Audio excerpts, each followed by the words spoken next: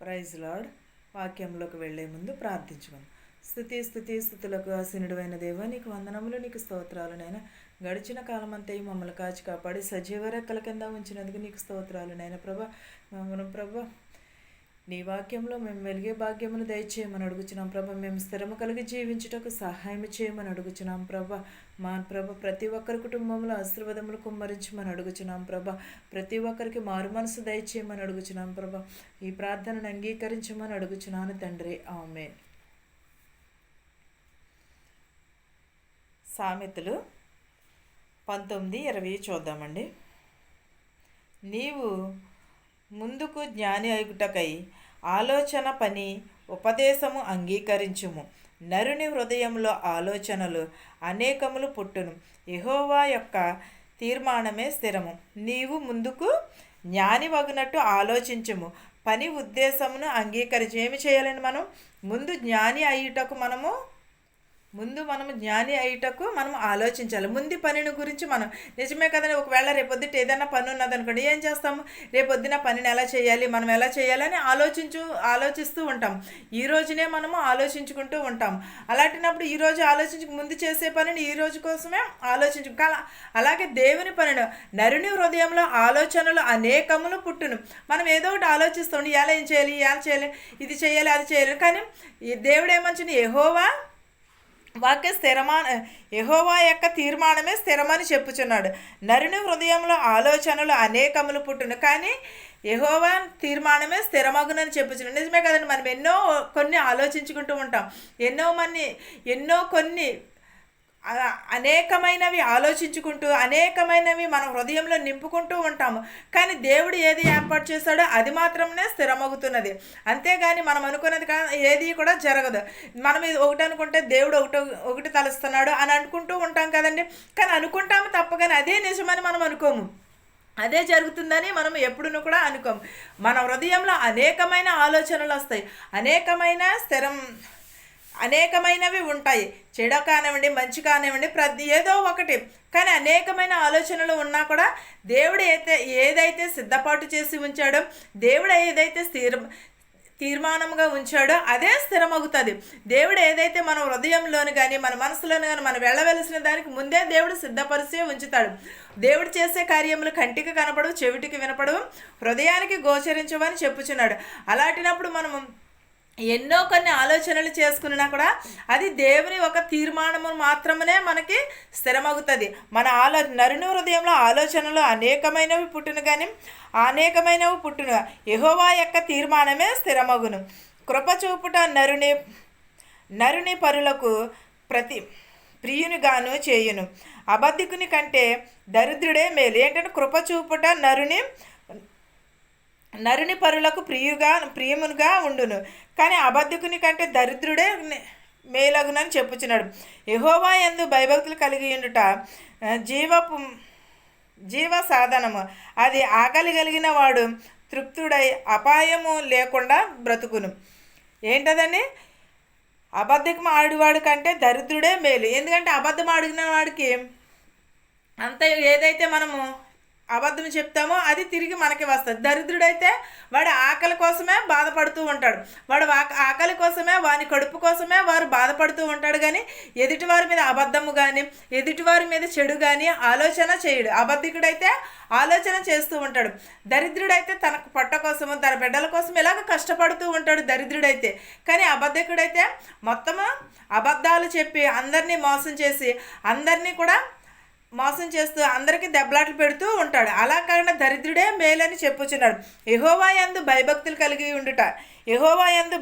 కలిగి ఉండాలి మనం ఎప్పుడూ కూడా. అది జీవ సాధనమునకు మేలగునని చెప్పుచున్నాడు. అబద్ధం ఆడినవాడు భయభక్తులు కలిగిన వాడా, లేకపోతే దరిద్రుడు భయభక్తులు కలిగిన వాడా? దరిద్రుడే భయభక్తులు కలిగిన వాడు. ఎందుకంటే తన కొడుకు కోసం అతడు దరిద్రాన్ని అనుభవిస్తున్నాడు. అబద్ధికుడైతే అందరి జీవితాలను నాశనం చేస్తున్నాడు. అందరికీ అబద్ధములు చెప్పి మోసములు చేసి వాడి జీవితాన్ని వాడే నాశనము చేసుకుంటున్నాడు. అలాంటినప్పుడు ఏమో చెప్పుచున్నాడు? యెహోవా యందు భయభక్తులు కలిగి ఉండుట జీవ సాధనమునకు మేలగునని చెప్పుచున్నాడు. అది ఆకలి కలిగిన వాడు తృప్తుడై అపాయము లేకుండా బ్రతుకును. నిజమే కదండి, అపాయము లేకుండా ఆకలి కలిగిన వాడు అపాయము రాదు. అబద్ధములు చెప్తే అన్ని ఆ అబద్ధం కోసం ఇంకొక అన్ని అబద్ధాలు చెప్పాలి. అదే దరిద్రుడైతే ఆకలి కోసము మాత్రమే వాడు పాటుపడుచున్నాడు. ఆకలి కోసమే వాడు పాటుపడి వారి కడుపు నింపుకుంటున్నాడు. అబద్ధకుడైతే ఆ అబద్ధాన్ని చెప్పినప్పుడు భయం వేస్తుంది, మనకు వణుకు వస్తుంది. ఆ అబద్ధం ఎప్పుడు ఎక్కడ బయటపడిపోతుందా, లేకపోతే ఎప్పుడు తెలిసిపోతుందా అని భయపడుతూ ఉంటారు. చాలామంది కూర్చుని మాట్లాడుకుంటూ ఉంటారు, ఆడవారేంటి మగ. అది అక్కడ అనేక రకమైన మాటలు వస్తూ ఉంటాయి. అనేక రకమైన మాటలు వచ్చినప్పుడు దాన్ని పట్టుకెళ్ళి ఇంకొకరికి వేరేలా చెప్తే అవన్నీ కూడా అయ్యబాబు తెలిసిపోయిందేమో, అయ్యబాబు నన్ను అడిగేస్తుందేమో, లేకపోతే నన్ను ఇలాగని అన్నాను కదా నేను తెలిసిపోయిందేమో, ఎవరైనా చెప్పేశారేమో, ఇలాగా అబద్ధాలు ఆడుతూ బతుకుతూ ఉంటారు. అదే దరిద్రుడైతే ఏం చేశాడు, తన పొట్ట కోసం తను కష్టపడి నేల మీద పడి కష్టపడి సంపాదించుకుని తిని యెహోవా యందు భయభక్తులు కలిగి ఆకలి కలిగిన వాడు తృప్తి పొందుతాడని చెప్పినాడు. దరిద్రుడు అలాగా కష్టపడి పని చేసుకుని తృప్తి పొందుతాడు. అదే అబద్ధం చెప్పినవాడు భయముతోటు వణుకుతోటనే ఉంటాడు. కానీ యెహోవా యందు భయభక్తులు కలిగి ఉండేవాడు ఆకలి కలిగిన వాడు మాత్రమే, అబద్ధకుడైతే కాదు. ప్రతి ఒక్కరమును కూడా అబద్ధ జీవితమును విడిచిపెట్టాలి. మనం ఎప్పుడూ కూడా దేవుని వాక్యమునకు లోబడి ఉండాలి. మనం యెహోవా యందు భయభక్తులు కలిగి ఉండాలి. నిత్యము కూడా దేవుని రాజ్యమును కొరకునే వెతకాలి. మనం ఈ లోకపు వైపు కాదు, దేవుని వైపును చూడాలి. ఈ వాక్యమును మీకును మాకును మనందరికీ తోడయ్యుండును గాక. ప్రార్థించుకుందామని. స్తుతులకు అసునుడు అయిన దేవ, నీకు వందనములు, నీకు స్తోత్రాలు నైనా. ధనికులనేమి భేదాలనేమి దీవించమని అడుగుచున్నాం ప్రభా. మా శత్రువులు మిత్రువులు దీవించమని అడుగుచున్నాం ప్రభా. చిన్నబిడలు బదులుకుని ప్రభా, వృద్ధాప్యంలో ఉన్న వారిని ప్రతి ఒక్కరిని దీవించమని అడుగుచున్నాం ప్రభా. నడువయసులో ఉన్న వారిని ప్రభా, విధవరాలను కూడా దీవించమని అడుగుచున్నాము నాయన ప్రభా. పిల్లలు లేని వారికి పిల్లలు దయచేయమని అడుగుచున్నాం ప్రభా. ఉద్యోగాలు లేని వారికి ఉద్యోగములు దయచేయమని అడుగుచున్నాం ప్రభా.